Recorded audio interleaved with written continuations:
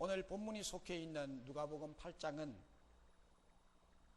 그 주제상 크게 두 부분으로 나눌 수가 있습니다. 첫째 부분은 1절에서부터 21절까지의 말씀인데, 이곳에서의 말씀의 핵심은 예수님 자신의 말씀에 대한 선포, 그리고 그 말씀을 받은 사람들의 반응, 예수님이 말씀하시고 그 말씀을 받은 사람들의 반응이 어떻느냐, 그것을 기록하고 있습니다. 그 대표적인 비유의 말씀이 우리들이 잘 알고 있는 마태복음 13장에도 있는 씨 뿌리는 비유입니다. 이 씨 뿌린다는 것은 예수님이 씨를 뿌리듯이 말씀을 뿌리고 말씀을 선포한다는 거예요. 예수님이 말씀을 선포할 때 그것을 듣고 받은 사람들의 반응이 네 가지가 있다고 그렇게 비유로서 말씀을 했죠. 그 내용이 이 첫째 부분에 이게 나와 있습니다. 그 다음에 둘째 부분은 22절부터 56절까지 다소 긴 내용인데, 예수님께서 선포하신 말씀의 그 능력이 그러면 어떠하냐? 앞부분은 예수님의 말씀이 선포되고 그 말씀이 능력이 있는데, 그러면 그 능력이 실제로 어떻게 나타나느냐는 것을 두 번째 부분에서 22절부터 56절까지의 말씀에서 그 증거를 드러내고 있습니다. 예수님 말씀의 능력의 증거는 놀라운 기적과 놀라운 표적 네 가지를 기록하고 있습니다. 놀라운 능력이 예수님 말씀에 있다, 놀라운 표적이 나타난다, 이것을 그 증거로 제시해 주는 것이 2부에 있습니다. 그 첫 번째 보면 미친 듯이 부는 강풍, 강풍이라 그랬어요. 강풍이 미친 바람이라는 뜻인데, 이 강풍을 말씀 한마디로 잔잔케 하심으로써 피조물에 대한 지배권자임과 말씀의 능력이 어떠함을 나타내 주시고, 그 다음에 두 번째는 귀신 들려 미친 사람인 그라사인 광인, 광인이란 말이 미친 사람인 뜻이잖아요. 광인을 온전케 한 사람, 건강한 사람으로 치유하여 주심으로써 악령들, 귀신들의 세계에 대한 유일한 통치권자가 예수님이시고, 그 예수님이 말씀하신 말씀이 얼마나 큰 능력을 가졌는지에 대한 것을 증거해 주고 있는 기적적인 사실을 말씀하고 있습니다. 세 번째는 죽은 야이로의 딸을 살려주십니다.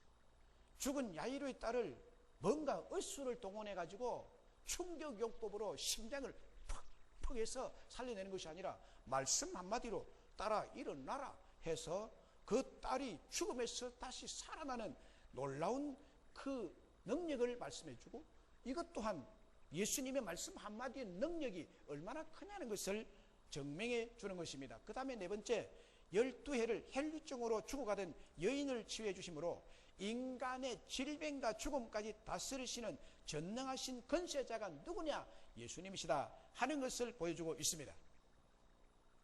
오늘 본문은 특별히 그라사인 지방에 사는 광인을 고치신 사건입니다.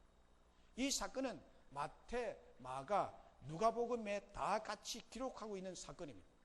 마태복음에서는 광인이 두 사람이라고 기록합니다. 두 사람이 무덤 사이에서 개성을 지르며 난리를 피우고 있다, 이렇게 마태복음에서는 기록하고 있습니다. 그런데 마가복음, 누가복음에는 광인이 한 사람이라고 기록하고 있습니다.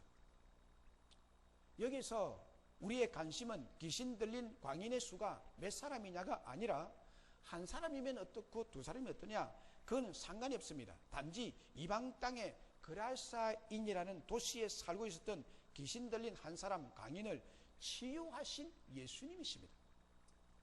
이 광인은 집을 나가서 무덤 사이에서 잠을 자고 무덤 사이에서 개성을 지르며 자기의 몸을 상하며 생활하고 있었으며, 인간으로서 인격을 모두 잃어버린 사람, 또 인격을 박탈당한 채 벌거벗고 산 지가 오래된 광인입니다.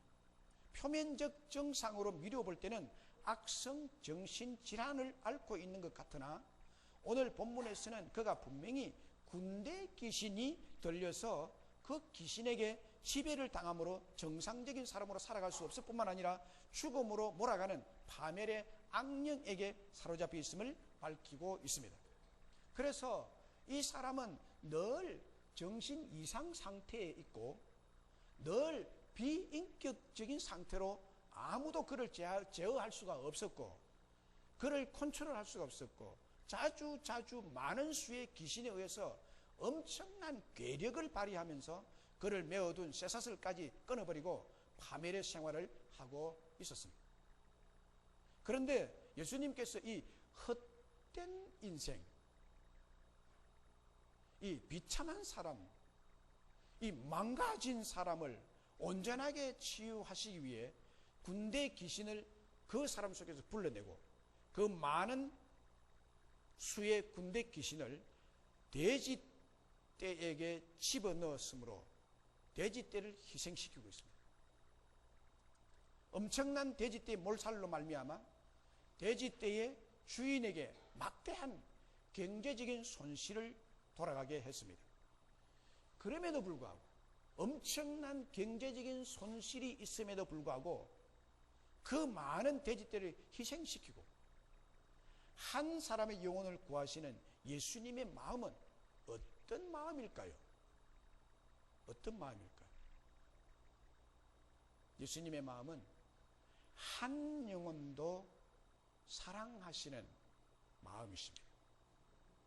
한 영혼도 사랑하시는 마음. 우리 예수님은 한 영혼을 돼지떼보다도 더 사랑하시는 애틋한 사랑의 마음을 가지신 분이십니다. 망가지고 헛되고 잊혀진 한 영혼도 사랑하시는 분이심을 보여주고 있습니다. 30절을 보면 예수께서 내 이름이 무엇이냐 물으신즉 이르되 군대라 하니 이는 많은 귀신이 들렸습니다. 많은 귀신이 들렸습니다. 이 귀신의 이름을 물으니까 나는 군대다라고 그 사람 속에 들은 귀신이 말을 했습니다. 군대다. 우리는 군대다. 그 이유는 이 강인의 심령 속에 들어있는 귀신의 수가 많음으로 엄청난 수임으로 군대라고 표현하고 있습니다. 그래서 저는 이 군대라는 헬라어 용어를 찾아보았습니다. 군대라는 뜻이 도대체 뭐냐? 그러면 군대라는 수가 몇 명이나 되느냐? 몇 명이나 되느냐? 그래서 군대를 찾아보니까 헬라어의 원어에 레기온이라 되어 있습니다. 레기온. 예수님께서 영어로 말을 안 하셨겠죠? 헬라어로 말했겠죠? 편리상 영어로 말하면 What your name? What's your name? 그러니까 My name is Legion 이렇게.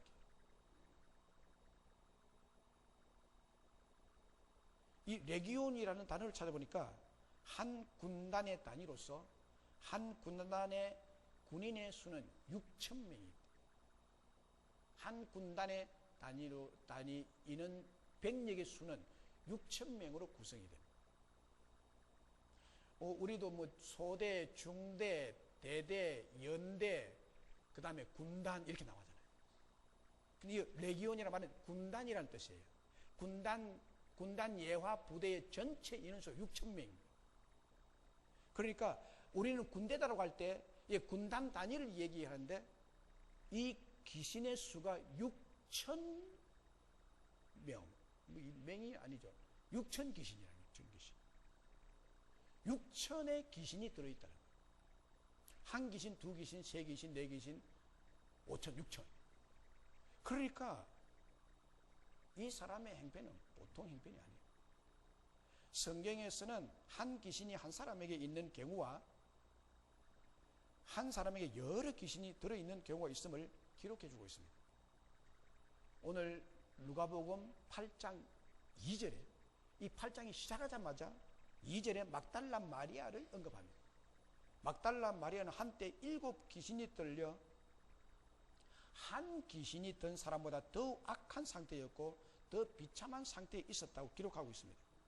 귀신이 많이 들수록 그 사람은 그 귀신의 수만큼 악한 상태가 됨을 성경은 밝히고 있습니다. 여기 본문에 나오는 사람에게는 한 군단에 해당하는 수인 6,000의 귀신이 그 그 심령 속에 들어앉아 있다는 것입니다.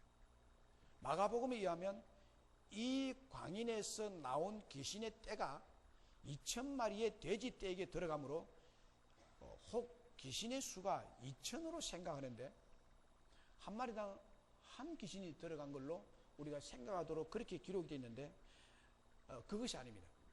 요 군대라고 할 때의 인원수가 6,000이니까 귀신이 6,000 귀신이 들어간 그 귀신이 한꺼번에 다 나와가지고 돼지 2,000마리 속에 들어갔다면 한 마리당 몇 마리 들어간 거예요? 귀신이 몇 마리가 아니라 귀신 3마리가 한 마리, 돼지 한 마리당 귀신 3마리가 기들어들어요. 계산상 그렇게 나옵니다. 돼지 하나에 귀신 3귀신이 들어갔습니다. 그것이 아마 정확한 뜻일 것입니다. 이 군대 귀신들은 늘 떼를 지어 다니기 때문에 그라사인에서 방목하던 돼지떼 전부에게 3귀신이 떼를 지어 한 돼지 속에 들어간 것입니다. 그러니까 돼지도 3귀신이 들어가니까 광돈이 된 거예요. 광돈이 되어서 견딜 수가 없어서 막 뛰었는데 바다로 뛰어들어서 모두 죽게 되었습니다. 이런 사실들을 살펴볼 때 군대 귀신들은 이 사람이 얼마나 견딜 수 없는 극심한 고통 속에서 헛된 인생으로 죽어가고 있었겠습니까?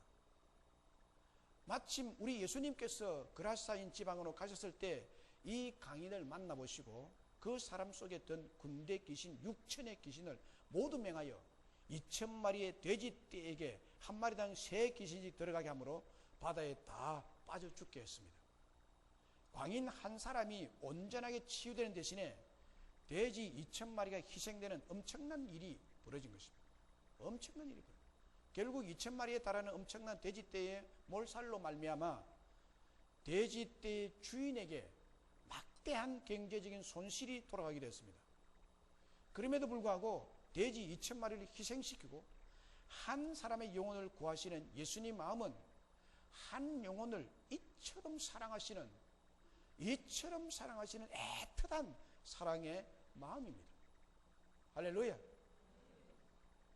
한 사람의 영혼이 2,000마리의 돼지떼와 비교할 수 없을 정도로 고귀하고 값비싼 존재라는 것을 말하고 있습니다. 값비싼 존재라는 것. 돼지 2,000마리와 한 사람과 바꿀 수 있겠습니까? 여러분의 사랑하는 아들, 딸과 누가 돼지 6,000마리 갖다 줄 테니까 바꾸자 하면 바꿀 사람 있습니까? 돈이 아쉬운 사람은 팔아먹을지 모르겠습니다만은 아무리 굶어 죽어도 돼지떼 2,000마리하고 내 자식하고 바꿀 사람 없을 것입니다. 왜냐하면 내 자식이 더 귀하니까. 돼지는 만날 돈 가지고 사 먹으면 되는데 그 2,000마리 뭐 하려고요? 돼지 한 마리의 시세를 저는 정확하게 알지 못하지만 한 마리의 가격을 30만 원씩만 잡아도 2,000마리면 얼마죠? 6억입니다. 6억이 되는 돼지떼보다 한 사람의 영혼의 가치가 더 중요함을 이 성경 본문에서 뚜렷하게 밝혀주고 있습니다. 아니 6억이 아니라 60억이라도 돈으로 계산할 수 없는 것이 한 사람의 가치임을 믿습니다. 한 사람의 가치가 그렇게 귀하다. 한 영혼의 가치가 값으로 따질 수 없을 만큼 귀하다는 것입니다. 비록 이 사람 속에 이 광인 속에 6,000의 귀신이 들어서 이 사람의 정신 상태가 완전히 몰락되고 이 사람의 육체도 귀신에 끌려다니면서 온 전신이 멍이 들고 찢어지고 피투성이가 되고 옷을 벗고 사니까 이건 말이 아니에요. 겉보기에 육신조차도 무서울 정도로 말이 아닌 상태에 있습니다. 그런데 이 말이 아니고 완전히 헛된 인생이 되어버린, 못쓰게 되고 완전히 망가져버린 이 인생을 주님이 살리시는, 이 인생도 살려요. 죄송합니다만은 걸레같이 된 이 인생을 주님이 살리시오. 왜냐하면 그 속에 있던 한 영혼의 가치가 천하보다도 귀한 가치가 있기 때문이에요. 다이아몬드를 신문지에 쌌다고 생각합시다. 신문지에 쌌다. 다이아몬드의 가치가 싼 신문지에 있습니까? 신문지 안에 있던 다이아몬드에 있습니까? 보석의 가치는 보석의 포장지로 결정되지 않습니다. 포장지가 예쁘지 않아도, 포장지가 신문지라도, 찢어진 신문지라도, 포장지가 항칠이 된 포장지라도 그 속에 있던 보석의 가치는 여전합니다. 다이아몬드의 가치는 여전합니다. 5만 원짜리 지폐가 있다면 여러분, 은행에서 나온 신권과 유통이 돼가지고 막 달아지고 구겨지고 혹은 한쪽 모퉁이가 찢어져 나가고 그러면 5만 원권이 한 3만 원으로 가치가 떨어집니까? 아니잖아요.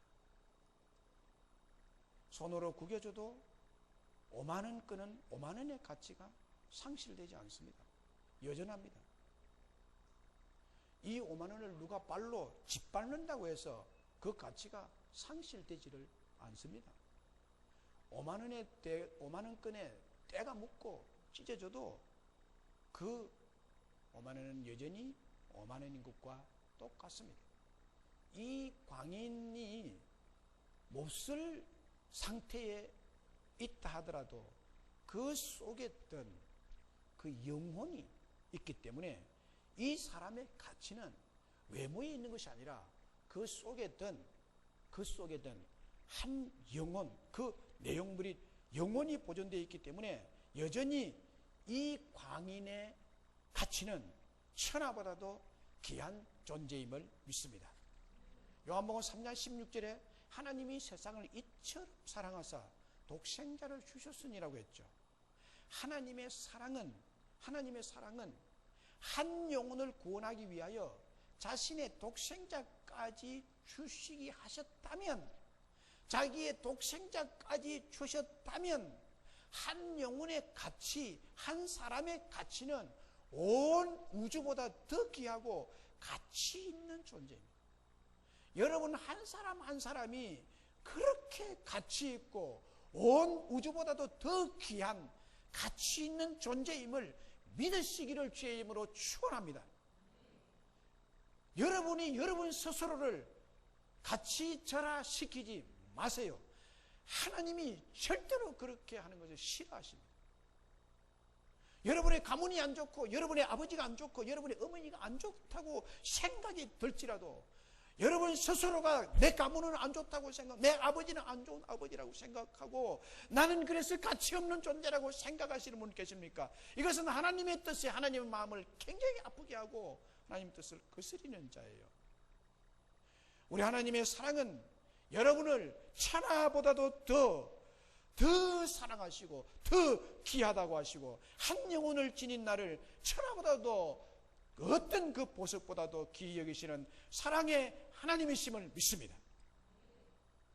마태복음 16장 26절에 사람이 만일 온 천하를 얻고도 제 목숨을 잃으면 무엇이 유익하리요? 사람이 무엇을 주고 제 목숨과 바꾸겠느냐? 무엇을 주고 내 목숨과 바꾸겠느냐? 온 천하봐도 내 목숨과 바꿀 수가 없는 내 목숨 하나는 귀한 존재다. 귀한 존재. 여러분 한 사람 한 사람, 한 생명 한 생명이 온 천하보다도 귀한 것은 어떤 비유가 아니라 이거는 사실입니다. 사실입니다. 사람이 왜 천하보다도 귀한 존재입니까? 여러분 한 사람 한 사람이 왜 귀합니까? 여러분의 존엄성이 무엇이라고 생각하십니까? 이런 철학적인 질문 앞에 상식적이면서 성경적인 답은 이렇습니다. 한마디로 하나님에 의하여 하나님의 형상대로 창조된 생명이기 때문입니다. 인간 외에 어떤 동물에서도 찾아볼 수 없는 옳고 그름을 분별하는 심성과 하나밖에 없는 생명 그리고 영혼을 사모하는 마음인 영혼을 지니고 있기에 우리 모두는 고귀한 존재요, 나 아닌 또 하나의 내가 있을 수 없으며 그런 나의 생명은 존엄하고 천하보다도 귀한 영적인 존재입니다. 그래서 나를 지으신 예수님의 마음, 나를 향한 예수님의 마음은 언제나 변함없이 애틋한 사랑으로 나를 여전히 사랑하고 계십니다.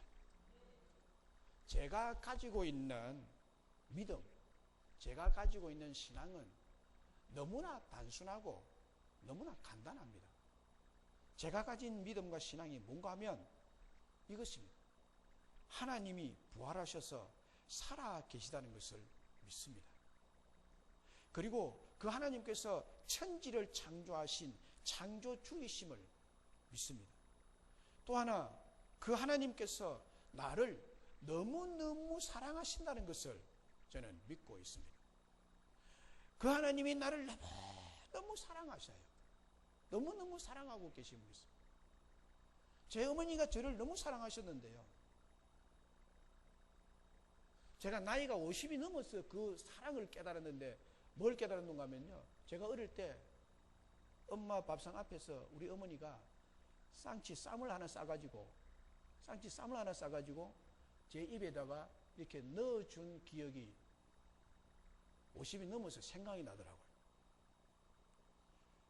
하루 새벽기도 때 그 생각이 나서 얼마나 눈물을 흘렸는지 몰라요.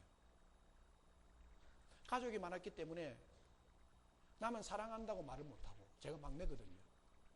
우리 어머님이 저를 41살에 낳았거든요. 늦둥이에요. 그러니까 저를 얼마나 사랑했는가. 그 쌈을 저에게 입에다 넣어주면서 그걸 얻어먹은 기억이 나는데, 그게 얻어먹은 것이 아니라 엄마가 나를 얼마나 사랑하고 많은 가족들 앞에서 표현도 못하고 그것으로서 표현했다고 생각하니까 너무 감격스럽고 눈물이 나더라고요. 그 어머니한테 다 하지 못한 생각들 때문에. 그런데 그 어머니의 사랑보다도 우리 하나님이 저를 사랑하는 걸 생각하면 비교가 되지 않죠. 우리 하나님이 나를 얼마나 사랑하고 계시는지, 그 하나님의 사랑이 얼마나 애틋한지 저는 느끼고 믿고 있습니다. 그래서 저는 천지가 우연히 생겨나서 진화했다는 진화론을 믿지 않고 진화론을 저는 제일 싫어합니다.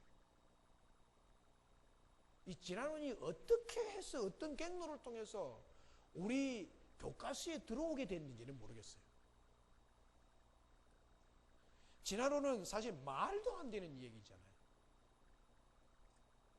우리가 다 가진 스마트폰이나 아이폰 이 하나만 보아도 여러분, 누군가가 아주 정교한 솜씨로 만들었다는 것을 아는데, 이게 어느 제품인지 알잖아요. 스마트폰은 삼성에서 만들었고, 아이폰은 애플사에서 만들었고, 이게 거기서 만들었다는 것을 우리가 알고 있는데, 인간의 생명과 천하 만물이 우연히 생겨서 진화했고 계속 진화되어 간다고 우기니 이게 말이나 되는 얘기십니까? 저는 제 아이를 낳았을 때 이 사실을 더욱 절감했습니다.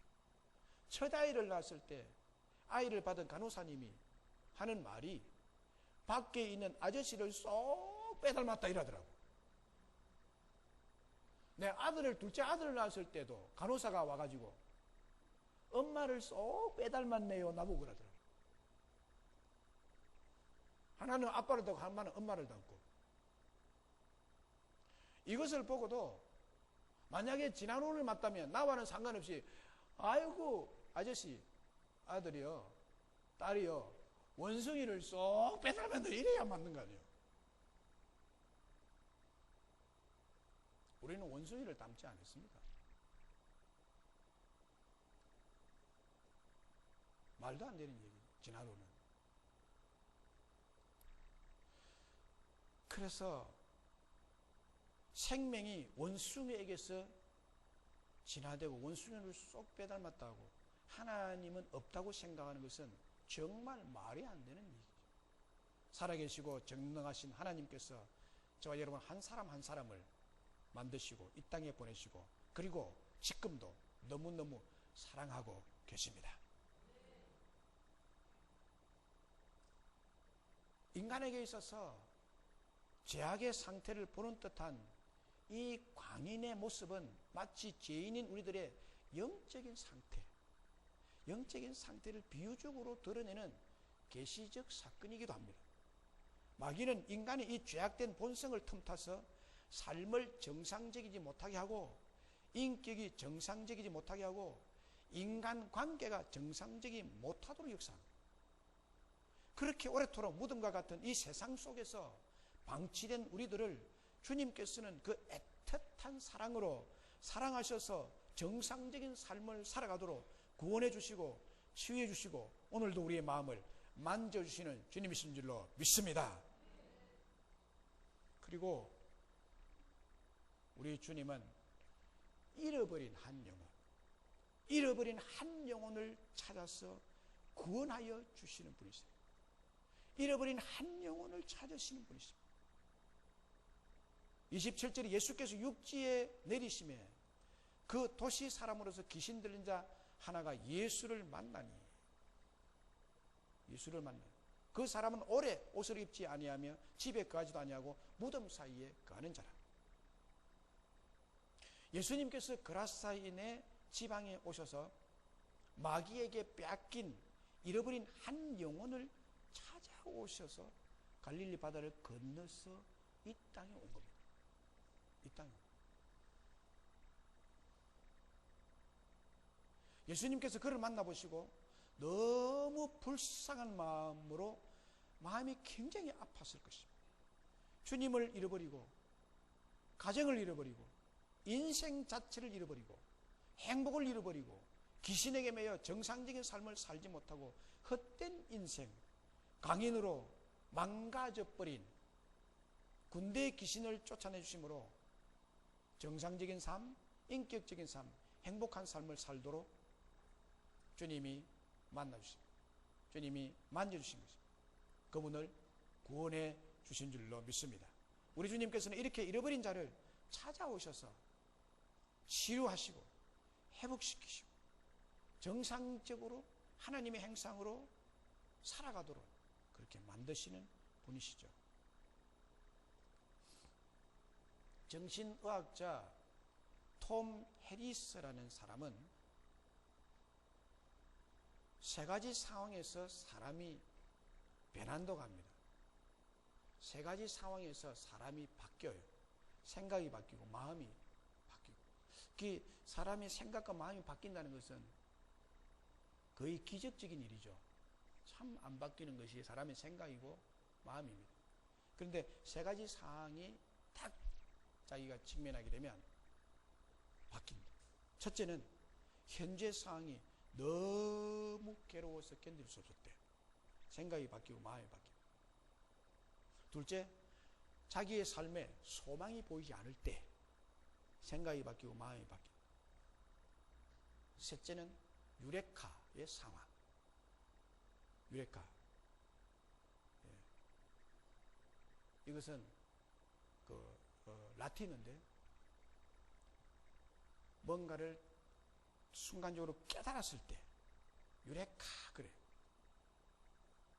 아 맞다 그거였구나 이렇게 허벅지를 치면서 이제야 깨달았다 라고 부러짓는 것을 유레카라 그래요. 유레카. 그때 사람의 생각과 마음이 바뀐대요. 상황이 어려울수록 깨달음의 정도가 강할수록 변화의 폭과 변화의 깊이와 변화의 넓이와 변화의 방향이 달라지기 마련입니다. 달라져요. 인생 가운데 여러분 최대의 변화는 여러분의 인생에서 최고의 변화가 가능한 것은 예수 그리스도를 만날 때입니다. 예수님을 만날 때 이게 8장에서 예수님은 광풍을 말씀 한마디로 잔잔케 합니다. 광풍이 뭐 귀가 있습니까? 눈이 있습니까? 인격이 있습니까? 그런데 사람도 말해도 잘 안 듣는데 바람이 말씀 한마디에 잔잔 미친 바람이 미친 듯이 불고 그 바다에 배를 타고 감히 갈 수 없는 상황인데 예수님이 한마디로 잔잔해라 라고 하니까 고요히 예수님의 능력이 바로 이와 같습니다. 이와 같습니다. 이 광인 6천의 귀신이 들어있는 이 광인 얼마나 머리가 무겁고 얼마나 가슴이 답답하고 이건 우리가 상상 못할 상황이죠. 한 귀신이 들어도 견딜 수 없는 거거든요. 그런데 이 사람이 예수를 만나는 순간 그 인생은 180도의 변화를 경험하게 됩니다.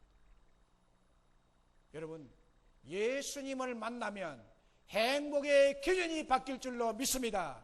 예수님을 만나면 삶이 회복되고 삶의 목적이 바뀔 줄로 믿습니다. 예수님을 만나면 인생의 가치가 달라집니다. 이 본문의 광인이 예수님 만나는 순간 그의 모든 것이 회복되고 변하고 바뀌어졌습니다. 우리 주님은 이런 잃어버린 자를, 헛된 자를 동네 사람들에게, 가족들에게조차 잊혀진 이 사람의 인생과 인격이 완전히 망가져버린 이 사람을 주님이 찾아가셔서 만나주시고 회복시켜주시고 변화시키시고 축복을 주시는 목자이십니다. 마태복음 18장 12절로 13절에 너희 생각에는 어떻겠느냐? 만일 어떤 사람이 양 100마리가 있는데 그 중에 하나가 길을 잃으면 그 99마리를 산에 두고 가서 길 잃은 양을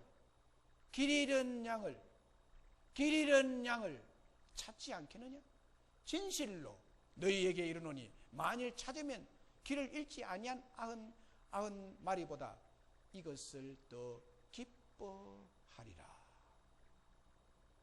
우리 주님은 잃어버린 자를, 망가진 자를, 잊혀진 자를 찾을 때까지 찾아서 기뻐하시는 목자가 되시는 주님이심을 믿습니다.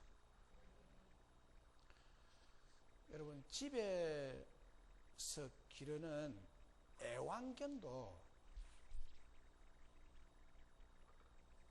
애완견도 나이를 먹잖아요. 애완견도 병이 들죠.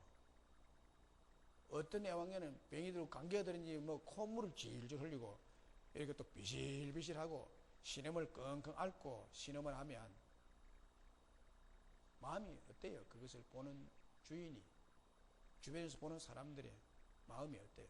처근한 마음이다. 동물이지만 참 불쌍하다. 그렇게 비실비실하는 이 병든 애완견을 볼 때도 불쌍한 마음, 처근한 마음이 든다면 천하보다 귀한 한 영혼이 마귀에게 잡혀 강인이 되어 그 삶이 망가진 것을 보는 주님의 마음은 어떻겠어요? 여러분, 어떻겠어요? 여러분, 우리 주님을 여러분은 어떻게 생각하고 계십니까? 우리 예수님은 이런 사람을 볼 때 너무너무 마음이 아파요. 우리 주님은 이런 사람 볼 때 가슴이 찢어져요. 그래서 주님은 이런 사람을 살리기 위해서 십자가에서 살을 찢은 거예요. 살을 찢어.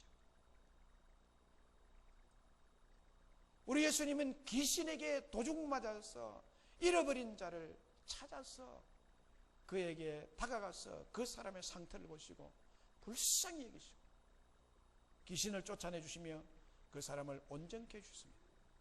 그렇습니다. 우리 주님은 사탄으로 인하여 삶이 망가지고 삶이 무너지고 삶이 공경에 처한 것을 보고 그냥 지나치는 분이 아니십니다. 반드시 그 어려움에서 건져주시고 반드시 구원해내시는 주님이신 것을 믿으시기를 주의 이름으로 축복합니다. 이것을 위해서 주님이 이 땅에 오셨다고 히브리서 2장 15절에 말씀합니다. 한평생 매여 종로로 타는 모든 자들을 놓아주려 하심이니. 한평생 마귀 사탄에게 매여 종로로 타는 모든 자들을, 죄 아래 매여 종로로 타는 모든 자들을 놓아주시려고, 자유케 하시려고, 행복을 주시려고 주님이 오셨습니다. 한평생 마귀에게 매여 종로로 타다가 지옥불에 던질 자들을 마귀의 사슬에서 풀어 천국 백성 되게 하기 위해서 주님이 이 땅에 오셨다고 말씀하는 것입니다.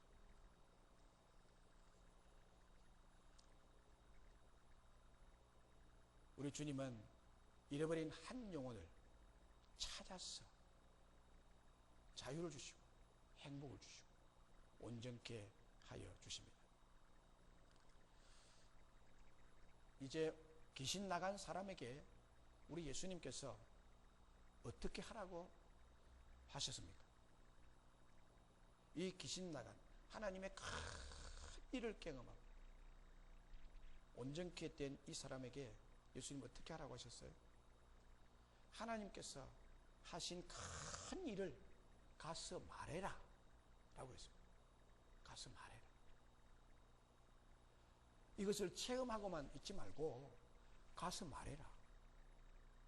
이 사람은요, 너무너무 감사해서 하나님의 능력에 너무너무 감격해서 예수님과 있고 싶었어요. 예수님 가서. 근데 예수님은 네 나하고 있지 마라. 가서 이 하나님의 큰 일을 말해라. 할렐루야. 가서 말해라고. 말해라. 38절 39절이 그 말씀이잖아요. 하나님께서 내게 행하신 큰 일을 말하는 것은 큰 일을 간증해라는 거예요. 그리고 전파해라는 거예요. 다른 말로 하면 복음을 전하라는 거예요. 여러분, 우리도 간증거리를 다 가지고 있는 분들입니다. 오늘 이 자리에 오신 여러분들은 다 간증거리를 가지고 있어요. 간증거리 없는 사람 한 사람도 없습니다. 간증거리 없이 여기에 올 수가 없습니다. 하나님께서 여러분들에게 놀라운 큰 일을 행하신 것입니다. 아멘 안 해도 했습니다. 안 하면 여기 올 수 없어요. 하나님이 여러분들에게 너무너무 큰 일을 해요. 왜냐하면 여러분들이 너무 존귀한 자들이기 때문에. 여기에 존귀하지 않는 사람은 아무도 없습니다. 여러분들 다 존귀한 자고. 그래서 저는 여러분들을 진심으로 존경합니다. 이 설교를 준비할 때도 언제나 여러분들을 존경하는 마음으로, 섬기는 마음으로, 섬기는 마음 준비를 해요. 그러니까 얼마나 큰 하나님의 은혜를 우리가 다 가지고 있어요. 가지고 있어요. 이거를 가서 말해라. 그래서 이 사람이 가서 그 그라사인 도시에 가서 온 도시에 다 전파했더라라고. 전파했더라. 지금으로부터 약 1세기 전, 20세기 초에 히틀러와 그의 추종자들이 유대인을 마구 학살하고 있을 때였습니다. 그때 독일의 한 사업가가 있었습니다. 그는 남부를 것이 없는 중견 사업가로서 엄청난 돈을 모은 사람, 그리고 평안한 생활을 누리고 자기가 하고 싶은 것 다 하고 지낸 사람이었습니다. 그러던 어느 날 그는 우연히 유대인 학살 현장을 목격하게 됩니다. 그 사건은, 그 장면을 목격하기 전까지만 해도 유대인은 마땅히 다 없어져야 될 민족으로 생각했었습니다. 그는 노인, 아이, 남자, 여자, 부모와 자식 가릴 것 없이 가스실로 들어가서 울부짖으며 죽어가는 모습에 충격을 받습니다. 말이 600만 명이지 600만 명이 인구가 얼마나 되는가 하면 부산 인구의 절반입니다. 절반이 죽어갔습니다. 독일인들은 유대인의 시체를 태우기 위해서 시체 태우는 큰 공장을 몇 개씩 지어놓고 그 공장을 24시간 가동했다고 합니다. 그때 당시. 그럼에도 불구하고 유대인들은 감옥에서 가스실로 들어가 죽기 위해서 1년 내지 2년을 기다려서 가스실로 넣었다고. 600만 명이니까. 신들러는 심지어 유태인 어머니와 어린아이가 꼭 껴안고 죽어가는 그 모습을 바라보고 참으로 큰 충격을 받았다고 합니다. 그는 그 비참한 장면을 보고 유태인을 구하기로 마음을 먹습니다. 그 당시 독일인 관리들이 타락해 있었기 때문에 돈만 좀 손에 집어주면 가스실로 갈 유태인들을 빼돌릴 수가 있어서 피신시킬 수가 있었습니다. 그래서 이 신들러는 자신의 모든 재산을 털어 몇 년 동안 그가 구해낸 유태인 숫자만 해도 1100명이 됐습니다. 그리고 이거를 구하는데 구할 때마다 자기 속에 사명감이 뚝뚝 치솟아 올라서 그는 그의 재산 다 팔아가지고 유대인을 구하는데 결국 무일푼이 되어버렸습니다. 재산 다 없어. 그들을 구하기 위해 그의 모든 재산을 다 써버렸습니다. 그의 마지막 돈을 다 털어 유대인들을 안전한 곳으로 보내기 위해 기차를 태워서 보낸 후 그는 선로에 앉아 하염없이 하늘을 쳐다보고 있었습니다. 그리고 선로를 터벅터벅 걸어오다가 무심코 자기의 손가락에 끼어진 금반지를 보게 됩니다. 금반지. This ring, one more portion. 이렇게 자기가 혼자서 중얼거리죠. One more portion, this ring. This is golden. 이 금반지인데 이것을 팔았으면 한 영혼이라도 더 구했을 텐데 라고 합니다. 그가 구한 인원이 이래서 1100명에 이르게 되는데 이때 이제 이게 독일 경찰에 의해서 신들러가 수비령이 내렸습니다. 그래서 이제 피해야 되는데 이별의 순간이 왔습니다. 그래서 신들러가 구해준 사람들이 1100명이 다 모였습니다. 이별의 순간에 이 구원을 받은 이들이 반지를 하나 만들어서 신들러에게 줍니다. 그 반지에 글자라는 생긴 탈무드에 있는 글자입니다. 탈무드에 있는 글자를 새겨놨는데 한 사람의 생명을 구한 자는 천하를 구한 자다. 이것을 새겨서 반지를 기념으로 줍니다. 그런데 지금은요, 신들러가 구해준 그 유대인들이 지금 살아있는데 1100명이 살았는데 현재 폴란드에서 6000명이 되어서 살아가고 있습니다. 신들러가 구한 사람들이 1100명이 구한 지금 6000명이 돼가지고 살아가고 있는데 그래서 자신들을 가리켜서 뭐라고 하는가 하면 신들러 주이시, 신들러의 유대인들이다, 이렇게 부르면서 살아가고 있다고 합니다. 여러분 얼마나 감격적인 이야기입니까? 신들러는 유대인이 처참하게 죽어가는 것을 보면서 가슴 아파하면서 충격을 받고 유대인들을 죽음에 내버려 둘 수가 없었고 발길을 돌릴 수가 없었습니다. 그래서 자신의 재산을 팔아가면서도 그들을 구해낸 것입니다. 마찬가지로 우리 주님은 우리가 육체만 죽는 것이 아니라 영혼까지 지옥에서 영원한 고통을 당하는 것을 바라보시고 그냥 있을 수가 없어 하십니다. 긍휼과 사랑이 많으신 주님은 저와 여러분을 사탄의 손에서 건져주시기 위해 하늘 보좌를 버리시고 이 땅에 친히 내려오셔서 십자가 지시고 대속의 피를 흘려주셨습니다. 신들러는 자기의 전 재산을 팔아 1100명의 유대인을 육체적인 죽음에서 살렸지만 우리 주님은 자신의 목숨을 버립니다. 마귀로부터 우리의 영혼과 육체까지도 우리의 모든 환경까지도 건져주시기 위해 이 땅에 오신 주님이십니다. 사랑하는 여러분, 우리 예수님은 삶이 망가지고 삶이 무너지고 삶이 공공한 자를 보시고 그냥 지나쳐 가시는 분이 아니십니다. 반드시 어려운 자를 보시고 건져주시고 구원해주시는 사랑의 하나님이신 줄로 믿습니다. 그렇습니다. 우리 주님은 어떤 분이십니까? 사랑과 긍휼이 풍성하신 분이십니다. 우리 주님은 망가지고 헛된 인생이 되어버린 우리를 찾아서 만나주십니다.